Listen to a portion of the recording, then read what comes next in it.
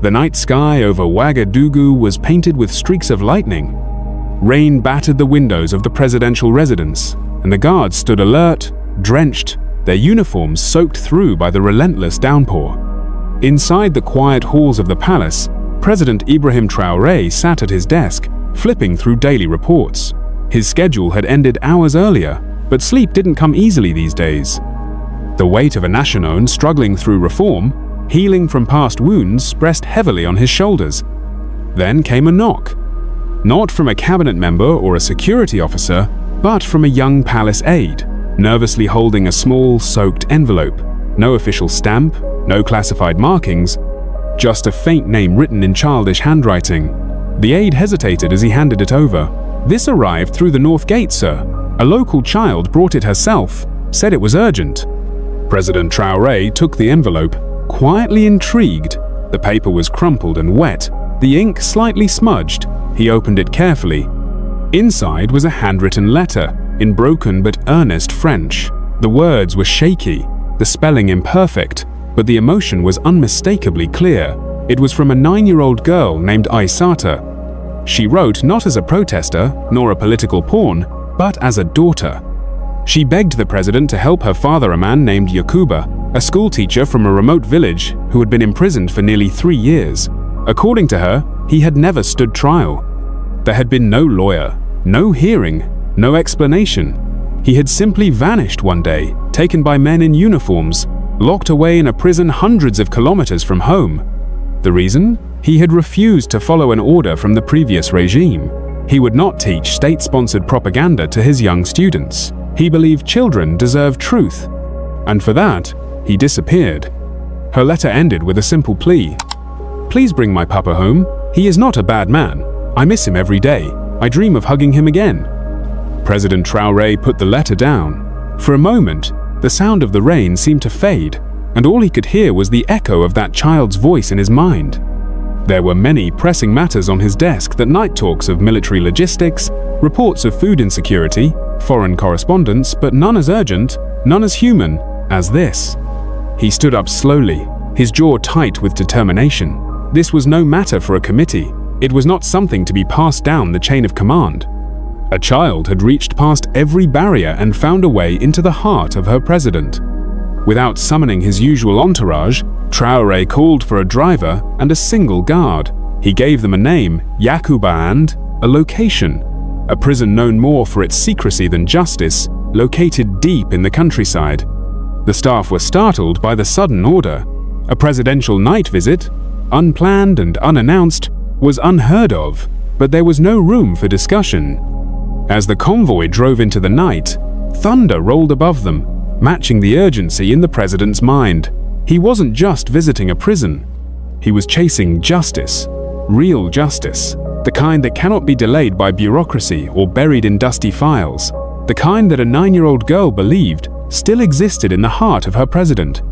And that belief, simple, innocent, and powerful, was something he refused to betray. President Ibrahim Traoré read the letter again.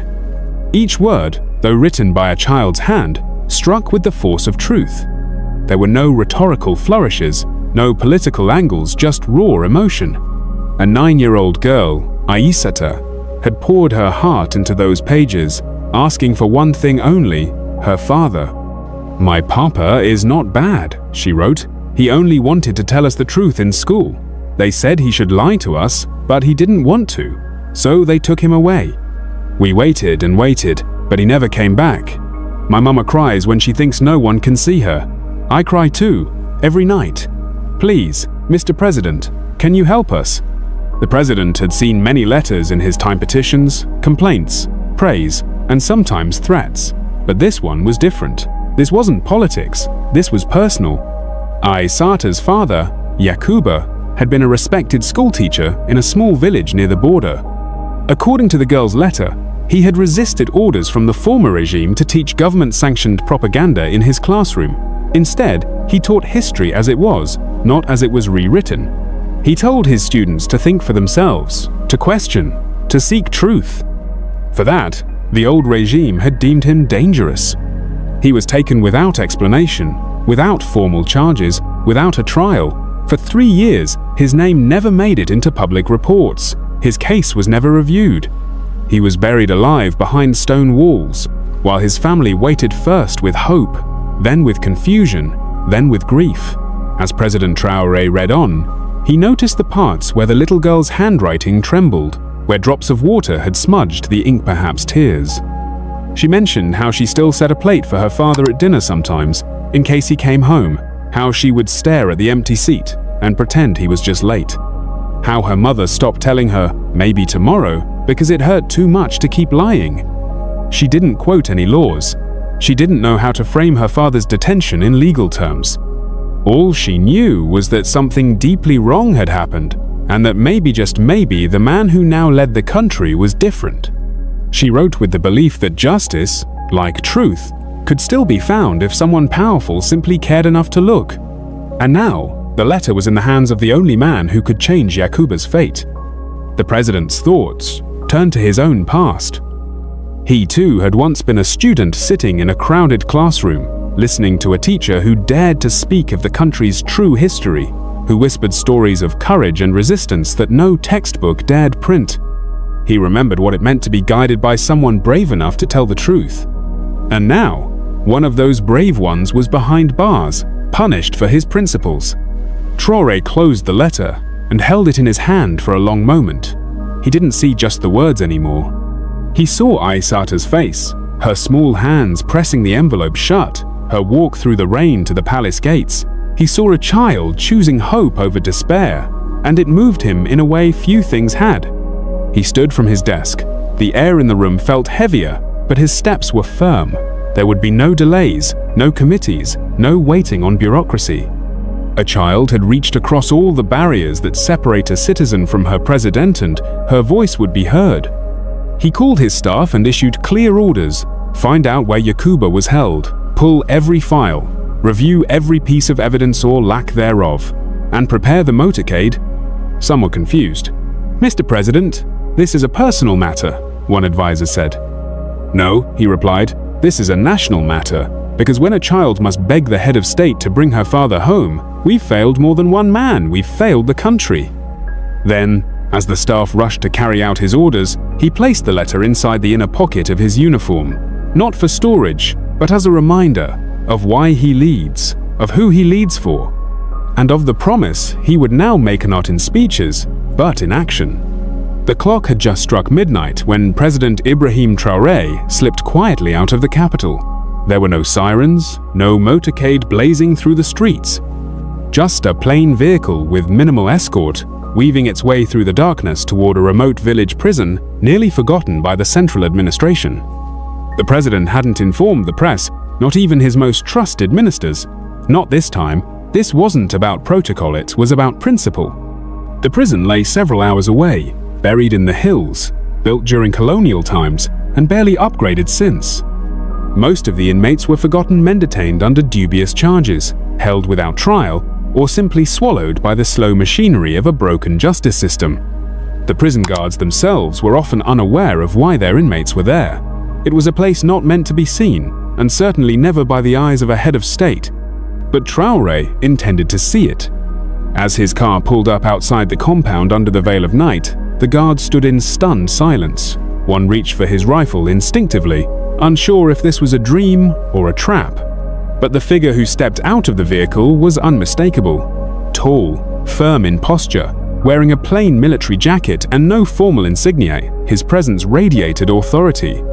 It was him. "Mr. President?" the lead guard asked, blinking in disbelief. "Yes," Traoré replied calmly. "Open the gates." No one moved at first. Then a flurry of motion followed, keys clinking, boots scrambling. The warden was woken up in a panic, stumbling out of his quarters half-dressed and breathless. No one had ever prepared them for this. A presidential visit in the middle of the night, without notice? Impossible. The Minister of the Interior, awakened abruptly by a call from a regional official, couldn't believe what he was hearing. He fumbled to call Traoré's private secretary, but there was no answer. Messages flew through encrypted channels, but there were no responses. The president had gone dark on purpose. Inside the prison, Traoré walked slowly down the damp, narrow corridors. The air was thick with mildew and silence. In some cells, men stirred awake, peering through iron bars at the shadowy procession. They saw uniforms but then recognized a face from the posters, the television, the rumors. Some blinked in shock. Others sat up, afraid to believe their eyes. One or two whispered, "C'est le président." He stopped in front of a specific cell. The guards looked down at a clipboard, uncertain. "Here?" one asked. "Yes," Traoré said. "Open it." Inside, Yakuba sat on a small wooden bench. His beard was long and unkempt. His eyes, though tired, still held quiet resistance. He did not rise at first, unsure whether he was hallucinating. In the dim yellow light, he could make out the president's face, watching him not with suspicion, but with something rarer respect. "You are Yakuba," Traoré said. The man slowly stood, nodding. "I am. You've been here for 3 years." "I have." "Do you know why?" Yakuba's answer was quiet but unwavering. "Because I refuse to lie to children." The silence that followed was heavy, but not empty. It was filled with recognition. One man, seeing another not as a prisoner, but as someone who had carried truth in defiance of fear. Traoré looked at the guard. "Get me his file." They returned minutes later with a thin, dusty folder. The president flipped through it, his brow furrowing. No formal charges, no court records, no defense lawyer. Just a few lines from a former official authorizing indefinite detainment under educational disobedience. A farce in the name of law. "This is not justice," Traoré said. He closed the file and turned to Yakuba. "You're coming with me." The guards hesitated again, unsure whether this was a directive or a miracle. Traoré didn't repeat himself. The gates opened, one after another, until the teacher stepped out of his cell blinking at the stars he hadn't seen in years. For the first time since his imprisonment, Yakuba felt the night breeze on his face. He looked back once, then forward. The president walked beside him, not ahead, not behind. Together, they exited the prison, one man returning to freedom and another proving what leadership truly meant. There were no cameras, no speeches, only action. And that night, somewhere in a village where hope had once faded, a little girl sat up in bed without knowing why, a sudden smile on her face as if her heart had sensed something changing in the world. The early morning sun had just begun to cast its faint light across the prison yard when President Ibrahim Traoré emerged from the cell block with Yakuba by his side. The air was still tense. Guards whispered among themselves. The warden stood stiffly near the administrative building, his face pale, unsure of what to do or say. The entire prison staff had been summoned and were now assembled in a crooked line under the weathered flagpole, most of them half awake, their uniforms wrinkled, their expressions nervous. Traoré didn't say a word at first. He paced slowly in front of them, hands behind his back, the heels of his boots crunching softly against the dirt. His silence said more than any command. He wasn't here as a distant politician visiting for a photo opportunity. He was here because something had broken and someone had to answer for it. Then, he stopped and turned to face the group. His eyes swept over the guards, the officers, the administrators. His voice, when it came, was low but clear, each word cutting through the morning fog like a blade. "I do not lead a nation so that the innocent remain behind bars while the guilty walk free." A hush fell across the yard. No one moved. Even the birds that had begun chirping quieted down as if to listen. "I did not come here for ceremony," he continued. "I came because a child wrote to me. A child, not a judge, not a minister, not even a lawyer. A child who believes more in justice than the men who were sworn to protect it." The warden opened his mouth to speak, but Traoré raised a hand, just a simple gesture, and the man fell silent. He pointed to the main office building. "Bring me every file," he ordered. "Every inmate, every charge, every recorder absence of it. I want it now." Guards scrambled. Some tripped over themselves in their rush to comply. Within minutes, a table was brought out into the yard, and dusty folders began piling up, some thin, barely a page or two, others bloated with stamps and redundant reports. Traoré sat down at the table. Not in an office, not in a conference room, right there, in the open, under the sun, as the staff and prisoners watched. He opened one file, flipped through it, then another. It was worse than he imagined. Half the inmates had never seen a courtroom. Many were imprisoned based on unsigned orders, anonymous accusations, or relics of emergency decrees long since expired. Some had no records at all, just names written in pencil on old intake sheets, and yet they had been here for years, their families unaware if they were alive or dead. Traore didn't conceal his anger.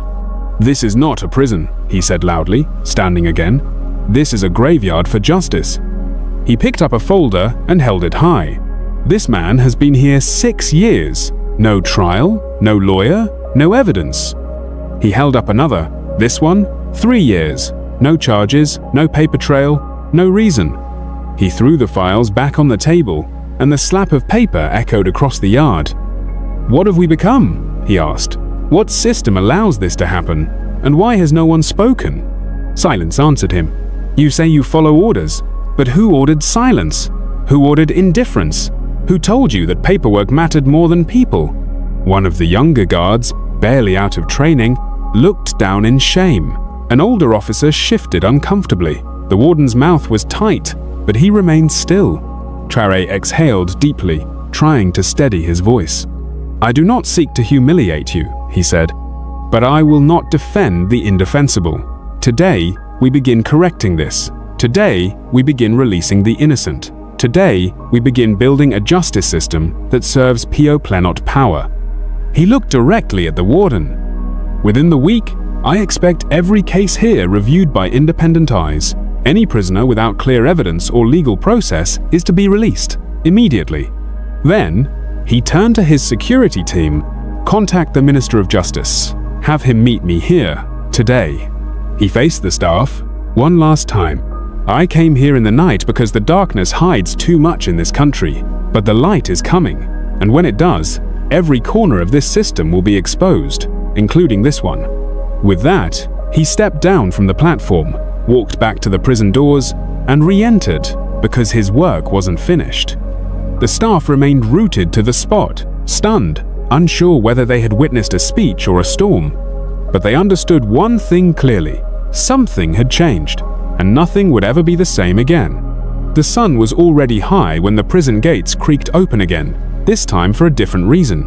No marching guards, no inmate transfers, no bureaucratic shuffle. Just a man stepping out into the light, their steps, slow, uncertain, as if the ground might vanish beneath his feet at any moment.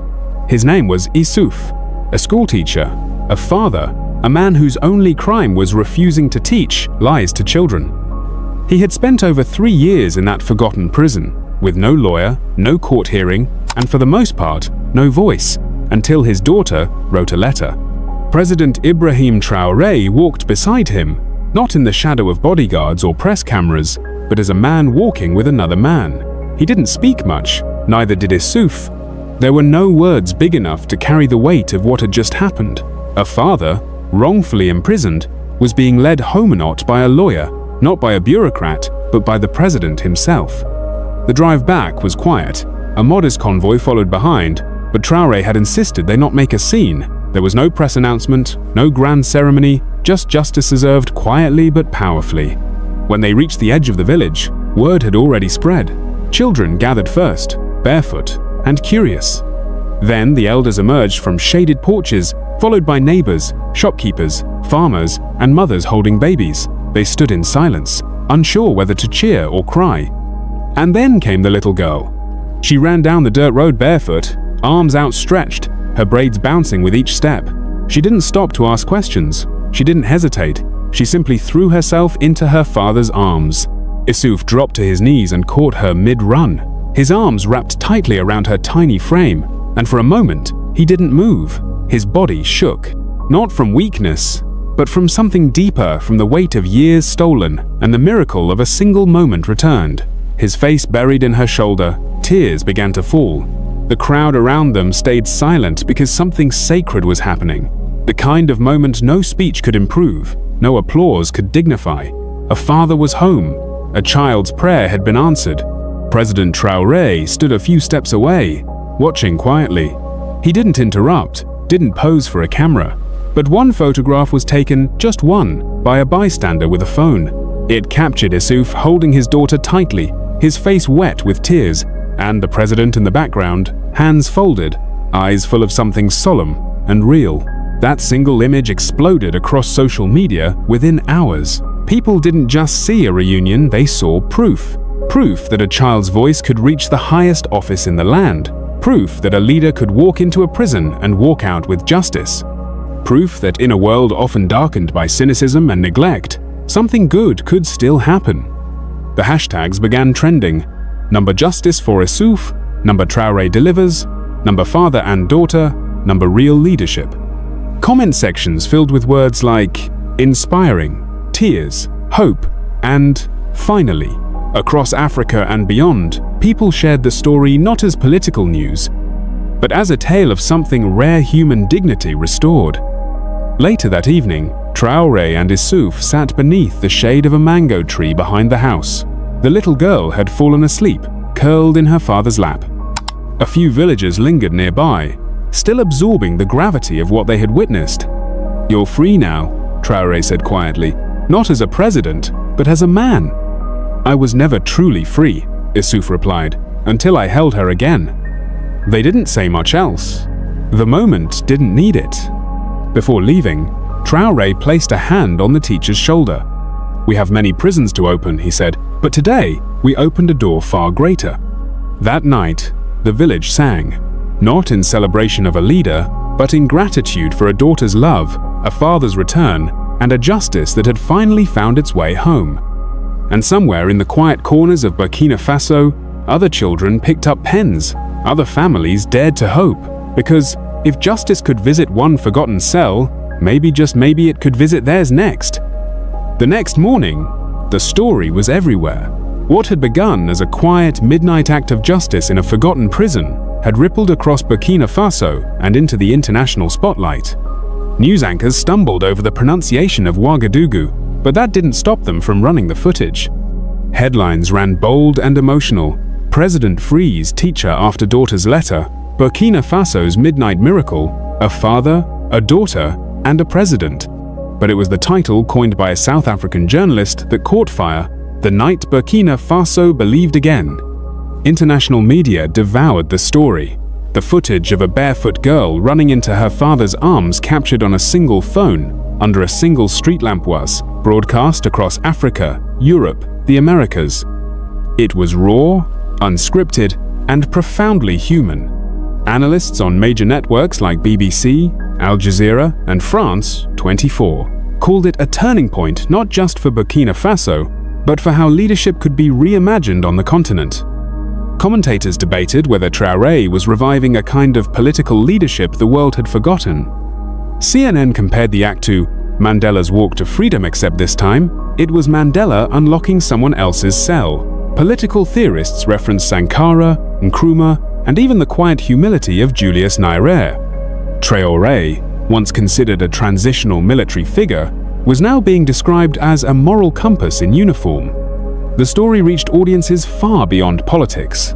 Human rights organizations issued statements praising the move. UNICEF reposted the footage, noting the power of a child's voice. Even celebrities weighed in. An American actor tweeted, "Traoré just redefined leadership in 30 seconds flat," while a global pop star added, "This is why we must listen to the children." Burkinabe social media exploded. Thousands of young people changed their profile pictures to the image of the father and daughter's embrace. Others quoted the president's words from the prison, "I do not lead a nation so that the innocent remain behind bars while the guilty walk free." Memes turned his declaration into posters, banners, even graffiti. It wasn't just viral, it was cultural. And for the first time in a long time, Burkina Faso wasn't trending for violence, coups, or instability. It was trending for hope. Inside the country, something shifted. Conversations at marketplaces, bus stops, and village wells all centered on the same thing. If Traoré could do that in the dead of night, what else might he change? The media didn't have to push the narrative, it was already being passed from neighbor to neighbor, from elders to children. Radio stations played songs written overnight by local musicians, singing of justice, freedom, and a girl who had dared to write a letter. Newspapers ran front-page editorials titled "A President Who Walks at Night" and "The Day Dignity Came Home."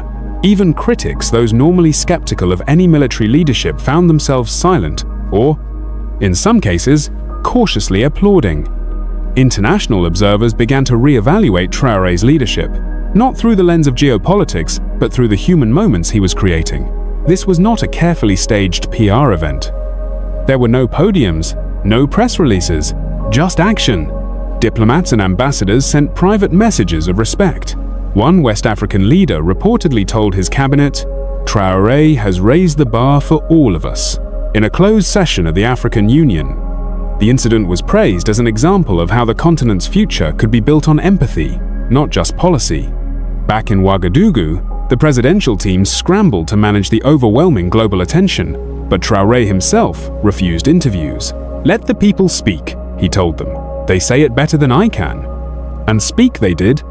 Within days, more letters began pouring in, from children, from prisoners, from families who had lost faith in the system but now wondered what if. Media outlets tried to chase Traoré for a follow-up. Was this the beginning of a new justice initiative? Would there be reforms to the prison system? Was there a bigger strategy at play? The president's answer remained quiet, almost frustratingly so. He simply returned to work. But something was different now. He no longer walked alone. He walked in the eyes of a girl who believed, in the silence of a village that witnessed, in the headlines of a world that watched. And above all, in a country that, for the first time in a long time, had begun to believe again. One small letter changed a life. If you still believe in justice, like, share, and spread this story.